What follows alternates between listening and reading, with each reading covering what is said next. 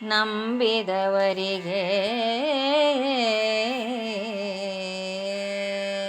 ತನ್ನ ತೆತ್ತಿಹನೆಂಬ ಬಿರುದನು ಮೆರೆದು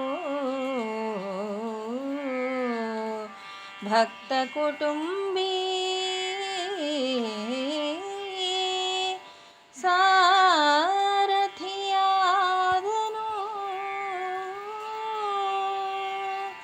ಒಲಿದು ಅರ್ಜುನಗೆ ಮುರವೈರಿ ಸಾರಥಿಯಾದನು. ನಂಬಿದವರಿಗೆ ತನ್ನ ತೆತ್ತಿಹನೆಂಬ ಬಿರುದನು ಮೆರೆದು ಭಕ್ತ ಕುಟುಂಬಿ ಒಲಿದು ಅರ್ಜುನಗೆ ಸಾರಥಿಯಾದನು.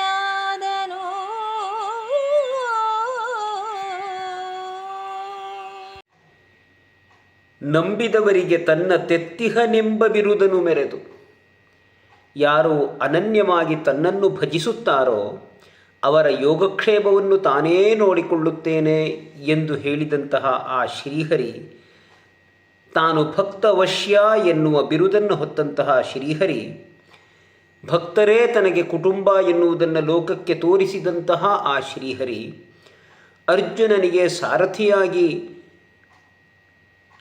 ಇರುವುದಕ್ಕೆ ಒಪ್ಪಿಕೊಂಡಂತಹ ಕಥಾಭಾಗ ಈ ಸಂಧಿಯಲ್ಲಿ ಬರುತ್ತೆ. ಅಭಿಮನ್ಯುವಿನ ವಿವಾಹ ಮುಗಿದಿದೆ. ಇನ್ನೂ ಬಂಧು ಬಾಂಧವರೆಲ್ಲ ಅಲ್ಲಿದ್ದಾರೆ.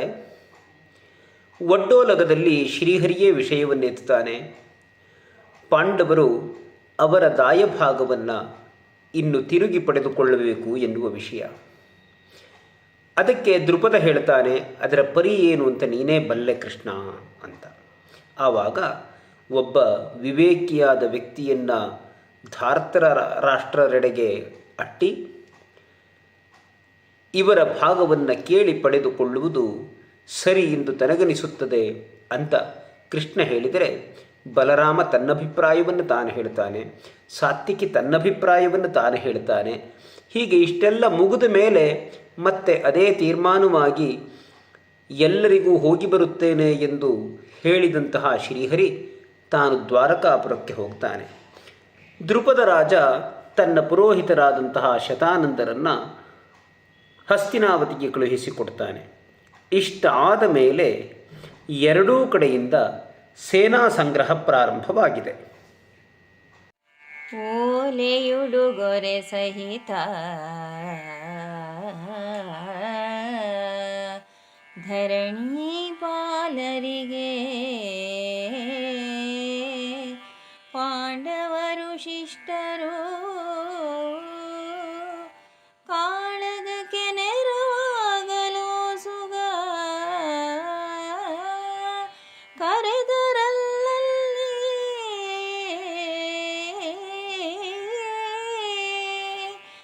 ಆಳು ಕುದುರೆಯ ಕೂಡಿ ದೆಸೆಗಳ ಮೂಲೆಯ ರಸುಗಳೆಲ್ಲ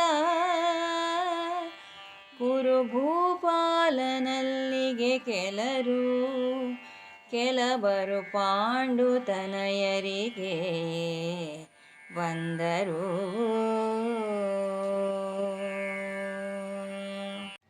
ಪಾಂಡವರು ಕೂಡ ಯುದ್ಧವೇ ಬದ್ಧವಾದರೆ ಸೇನೆ ಬೇಕಲ್ಲ, ಆ ಕಾರಣಕ್ಕೆ ಓಲೆಯನ್ನು ಹಲವು ರಾಜ್ಯಗಳಿಗೆ ಕಳುಹಿಸಿದ್ದಾರೆ.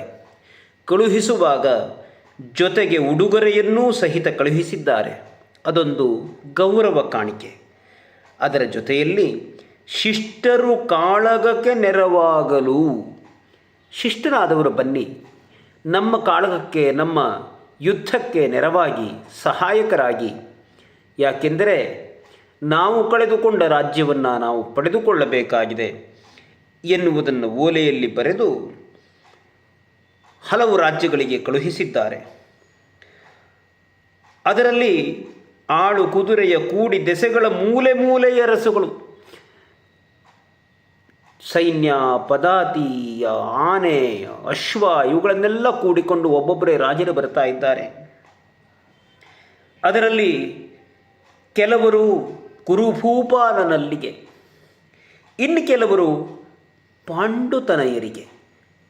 ಪಾಂಡವರಿಗೆ ಸಹಾಯಕರಾಗಿ ಒಬ್ಬೊಬ್ಬರೇ ಬರ್ತಾ ಇದ್ದಾರೆ. ಧರಣಿಯೆಡೆಗೆಡೆ ರಾಯ ಮೋಹರ ತೆರಳಿದು, ಇಬ್ಬರು ರಾಯರಿಗೆ ಕೈ ನೆರವುದೋರಲು, ಕವಿದು ಬಂದುದು ಕಾಣೆ ನಳತೆಗಳ ಅರಿಗಳತಿ ಹೆಚ್ಚಿದರು ಮೈ ಮರೆದಿರಲು, ಧರಣಿಗೆ ಅಮಾನ್ಯಬಹುದು ಇನ್ನು ರವಣಿಸಬೇಕು ಎಂದು ದುರ್ಯೋಧನನು ಚಿಂತಿಸಿದ.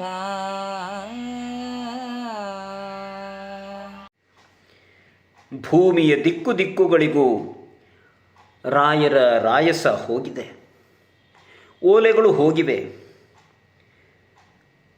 ಆ ಇಬ್ಬರೂ ರಾಯರಿಗೆ ಕೈ ನೆರವುದೋರಲು ಸಹಾಯಕರಾಗಿ ಬರಲು ಕೊವಿದು ಬಂದುದು ಸಾಗರದೋಪಾದಿಯಲ್ಲಿ ಬಂದಿದೆ.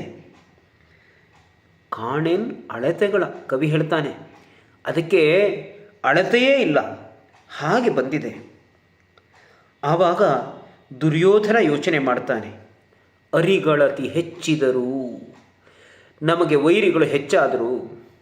ಯಾಕೆಂದರೆ ತಾನಾದರೆ ಚಕ್ರವರ್ತಿ ಪೀಠದಲ್ಲಿ ಕುಳಿತು ರಾಜ್ಯವನ್ನು ಆಳ್ತಾ ಇದ್ದವನು, ಪಾಂಡವರು ಭಿಕ್ಷುಕರಾಗಿ ಅಂಡಲೆದು ಕಾಡಲ್ಲಿದ್ದವರೂ ಕೂಡ ಓಲೆಯನ್ನು ಕಳುಹಿ ಸೈನ್ಯ ಸಂಗ್ರಹಣೆಯನ್ನು ಮಾಡ್ತಾರೆ ಅಂತ ಆದರೆ ಅರಿಗಳತಿ ಹೆಚ್ಚಿದರು. ಮೈ ಮರೆದಿರಲು ಧರಣಿಗಮಾನ್ಯ, ನಾನಿನ್ನೂ ಮೈಮರೆತಿದ್ದರೆ ಈ ಭೂಮಿಯಲ್ಲಿ ನಾನು ಅಮಾನ್ಯನಾಗಿ ಹೋಗ್ತೇನೆ. ಆದ್ದರಿಂದ ನಾನೂ ಕೂಡ ಪ್ರಯತ್ನಿಸಬೇಕು ಅಂತ ದುರ್ಯೋಧನ ಯೋಚನೆ ಮಾಡಿದ.